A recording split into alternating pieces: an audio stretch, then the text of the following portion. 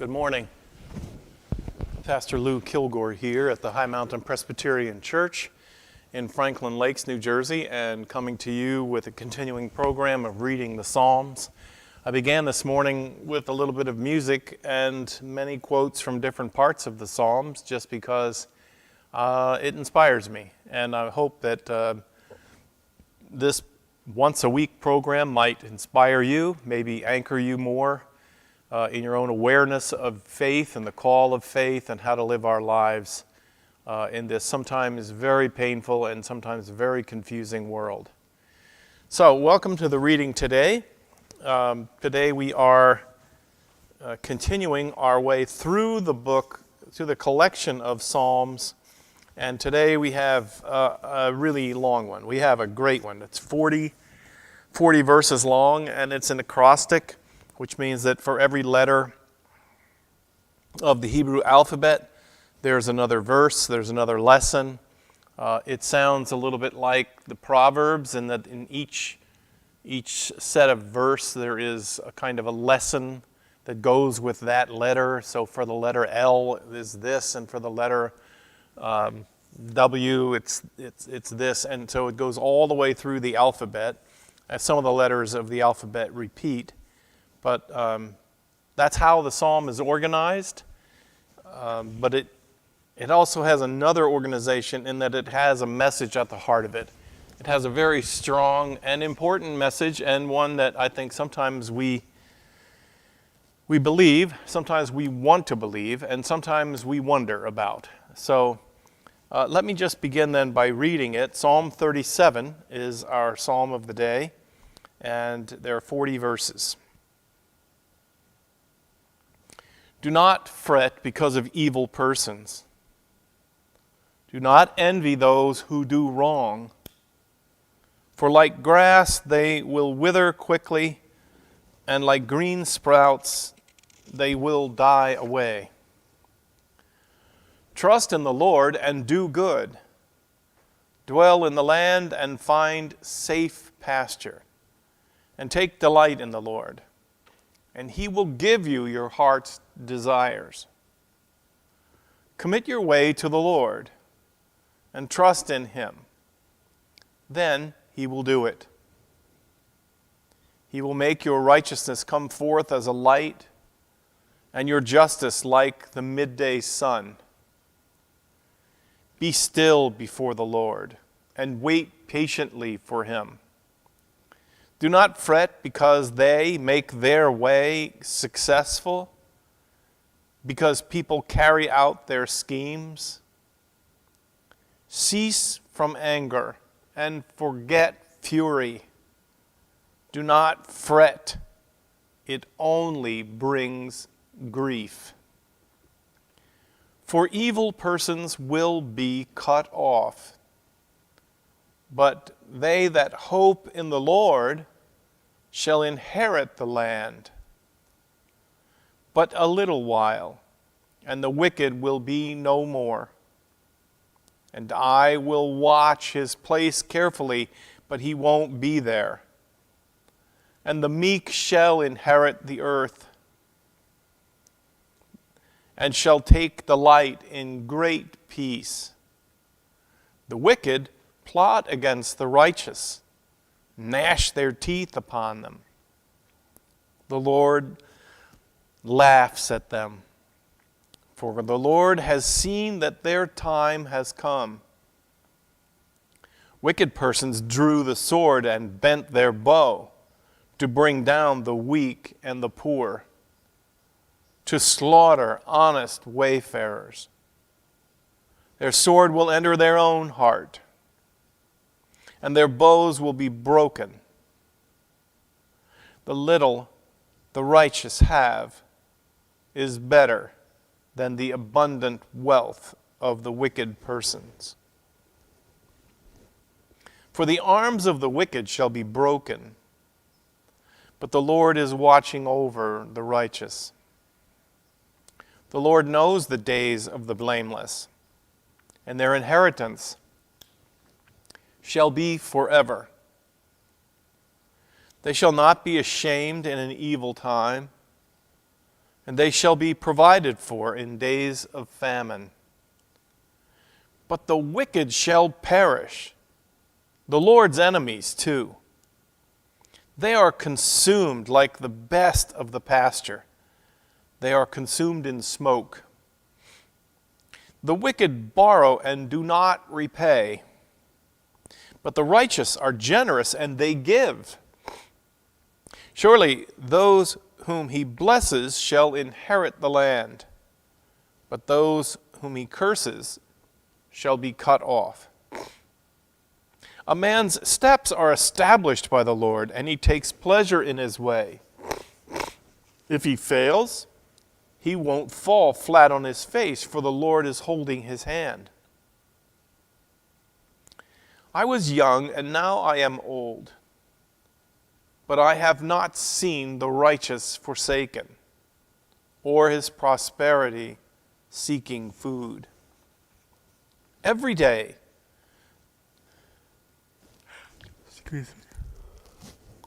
they are generous and lending, and their posterity have become a blessing.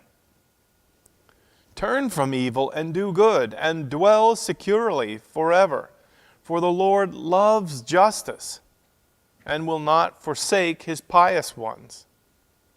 The unjust are destroyed forever, and the posterity of the wicked is cut off. The righteous shall inherit the land, and they shall dwell in it forever. The righteous man's mouth utters wisdom, and has a tongue, and his tongue speaks justice. His God's instructions is in his heart, and his footsteps do not slip. The wicked lie in wait for the righteous and seek to kill them. The Lord will not abandon them in their hand, and they will not pronounce them guilty when they are brought to the trial. Wait for the Lord and observe his ways, and he will exalt you to take possession of the land. You will see when the wicked are cut off. I have seen the ruthlessly wicked flourishing like a luxuriant native tree. But I passed over, and lo, he is no more. I sought him, but he could not be found. Observe the blameless and watch the upright, for a peaceful man has a future. But transgressors shall be destroyed together. The future of transgressors shall be cut off. The victory of the righteous comes from the Lord, their stronghold in the time of stress. The Lord helps them and rescues them. He rescues them from the wicked and delivers them, for they sought refuge in him. It's the reading of Psalm 37. Its lessons are very accessible. They're very plain.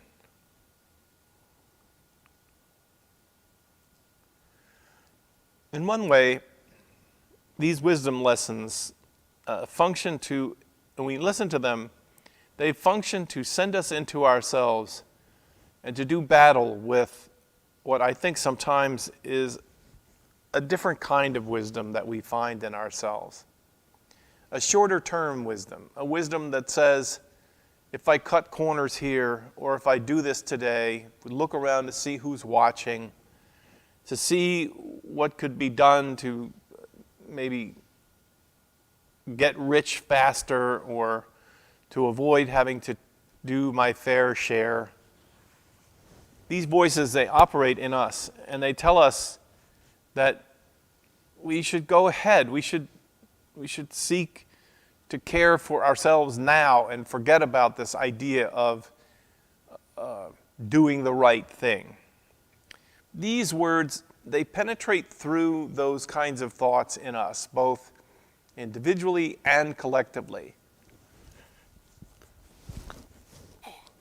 And they encourage us to hear them and to let them have their effect on us, which says, be careful now, because what you do today for instant gratification, what you do today that sets aside the right rules of order, that allows you to share what you have with others, not seeking always and first just to advance yourself, be careful, because these thoughts are for the short run.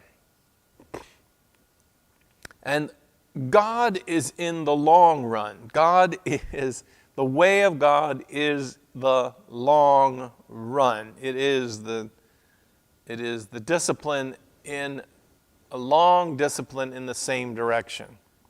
So the wisdom of the text, it tells us what we already know.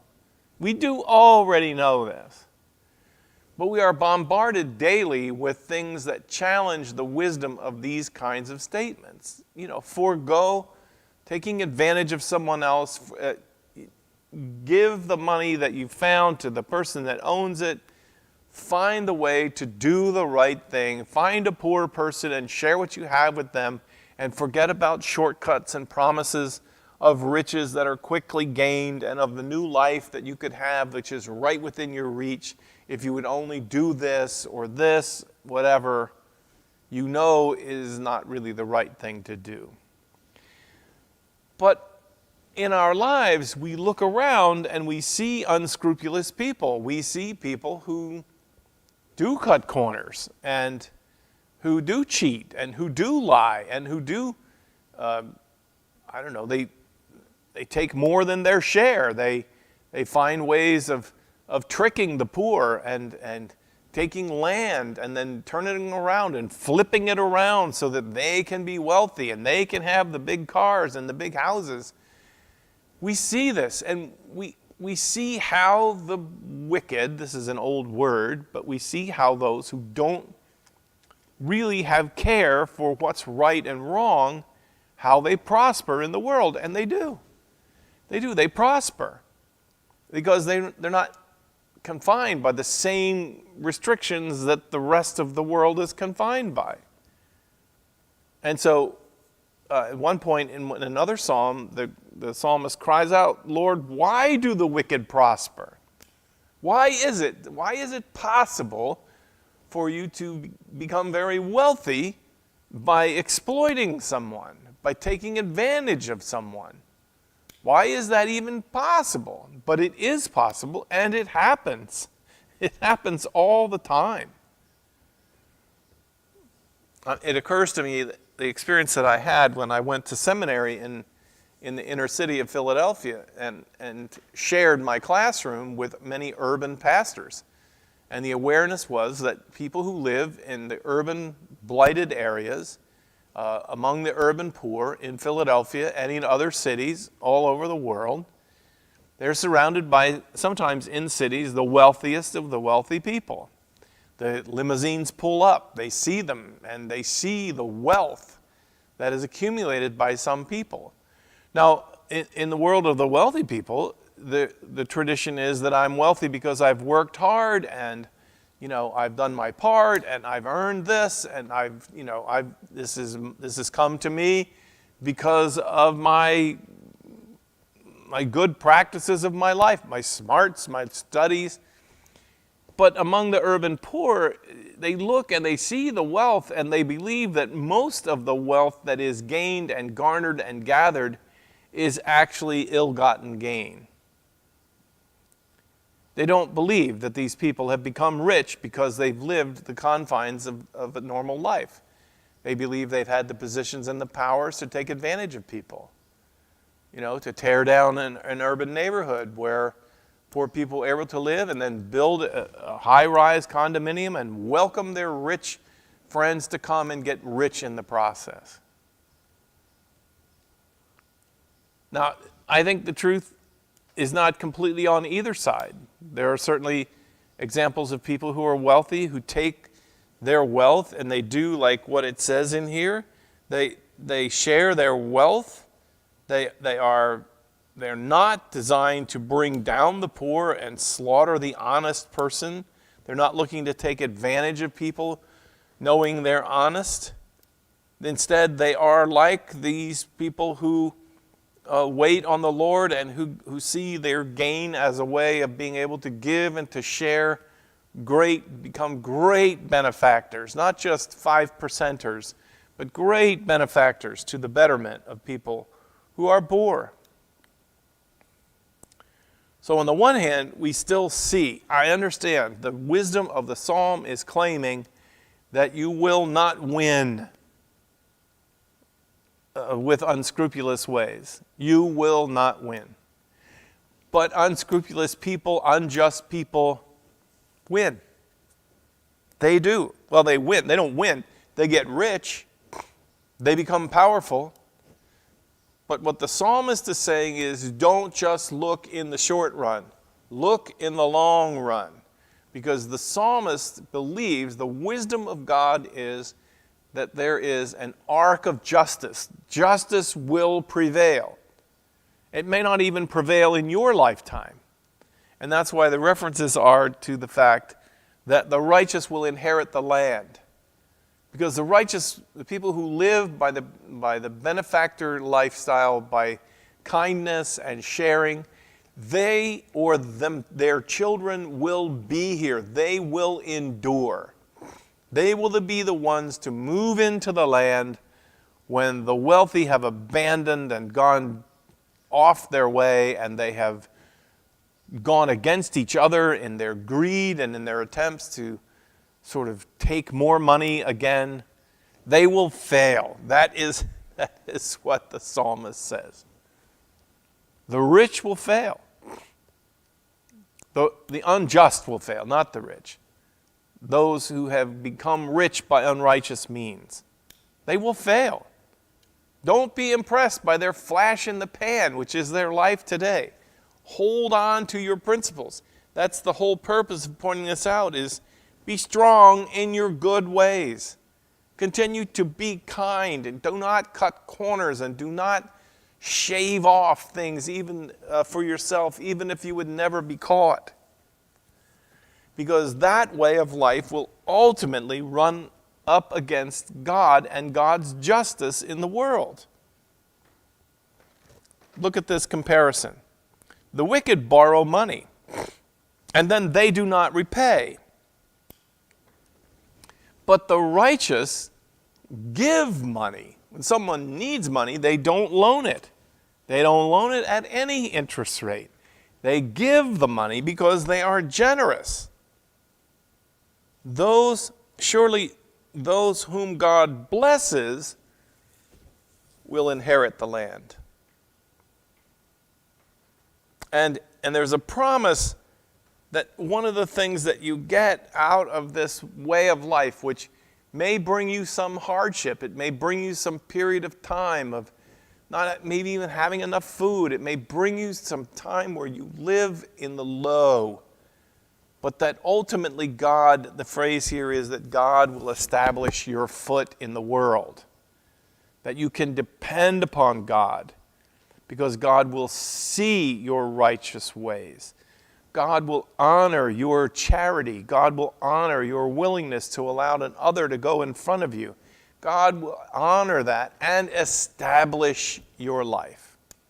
Now this is a belief. This is a hope. Listen to the optimism of this. The righteous man falls, but he won't fall flat on his face, for the Lord is holding his hand. Now he makes a claim here. He says, I'm old now. And in my whole life, I haven't seen the righteous forsaken, or their posterity seeking food. Every day they are generous and lending, and their posterity have become a blessing. Those who are generous, those who are sharing the blessings of God's life, they may die, but their children, they're carrying on their eternal life, as you will, living through their children will do well.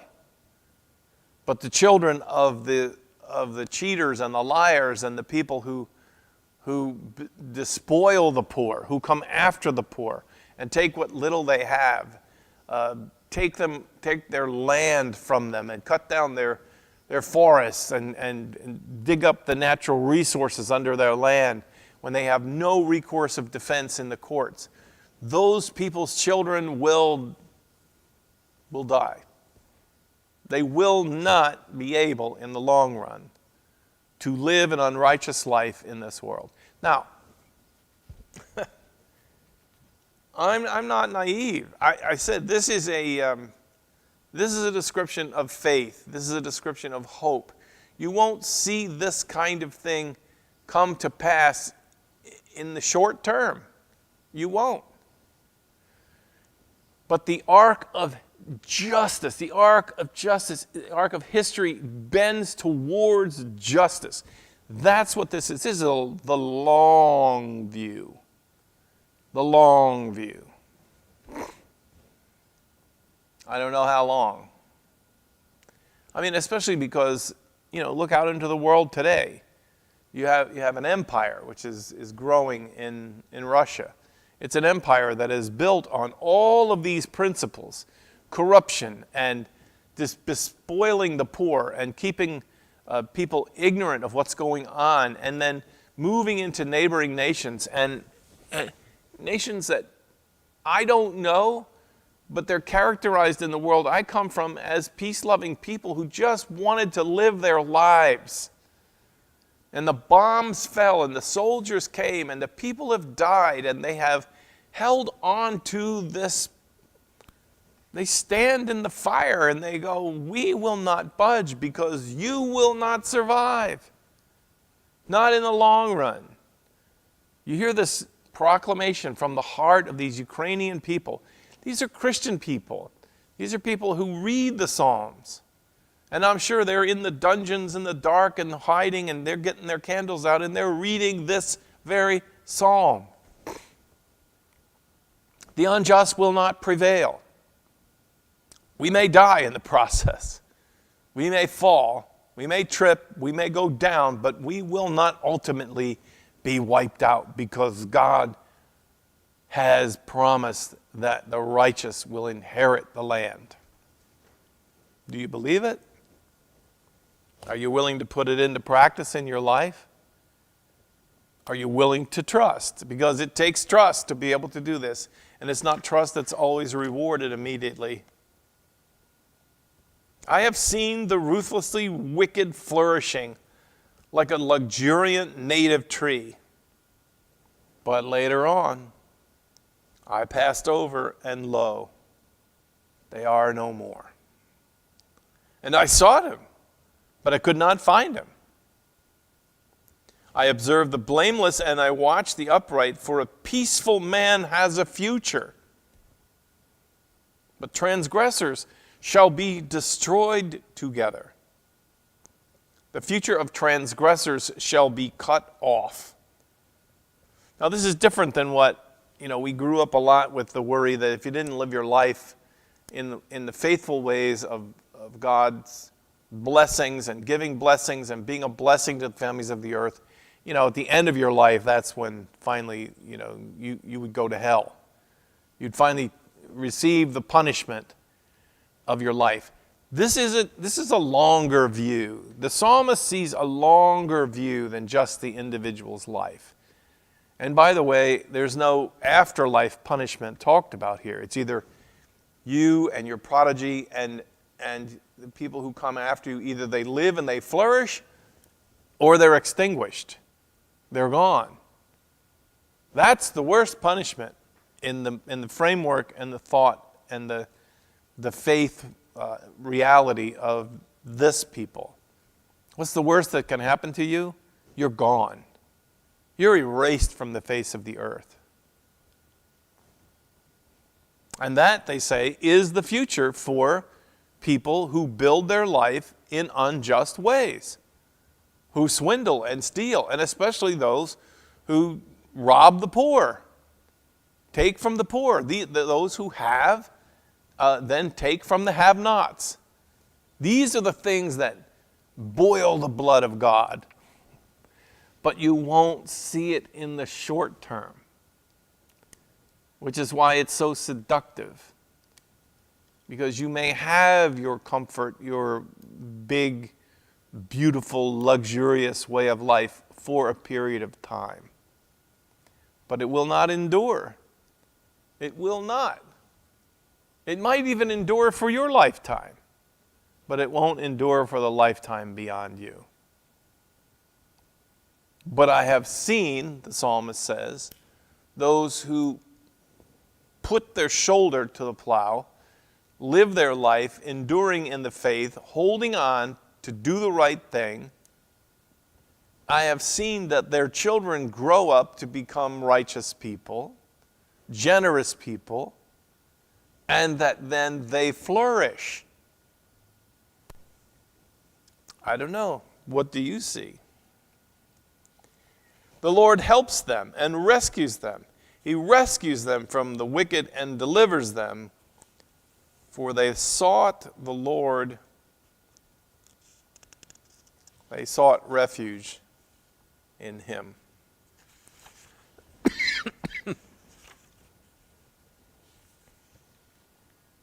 Commentator says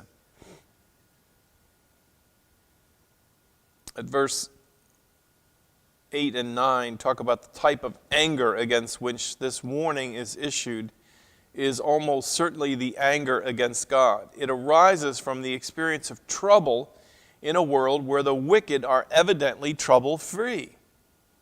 And as a consequence of all human experience seems to be grossly unfair.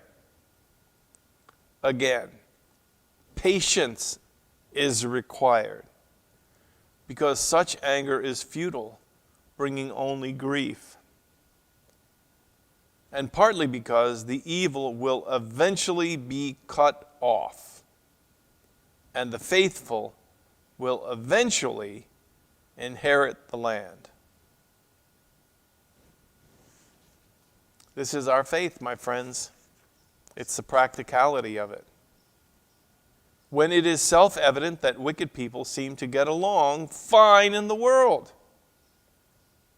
How is that possible?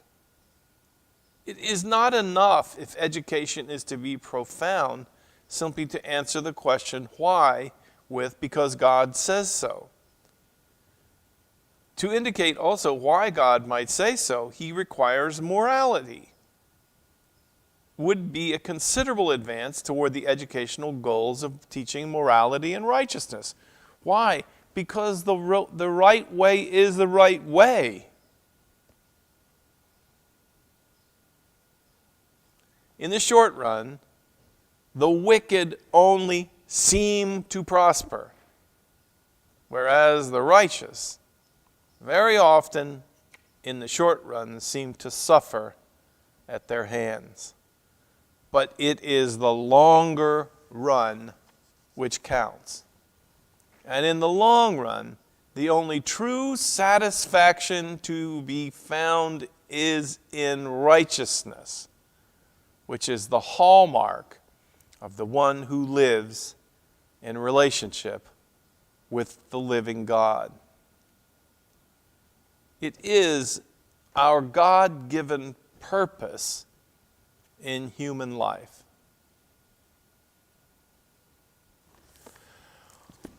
Okay, my friends, I hope maybe it's a way of sort of resetting our goals and reminding us of what we're called to. Do not be deceived by what you see around you to the point of ruining your own life. Hold on. Don't worry. God sees your generosity and sees the risks you take in stepping aside and seeing to it that others can thrive. God sees this way of life and tells us this is what you were created for. And you shall inherit the land. Well, that's it for today, my friends. I appreciate you tuning in on this Wednesday. I'll be back next Wednesday, and we'll be reading Psalm 38. God bless you, and I'll see you then.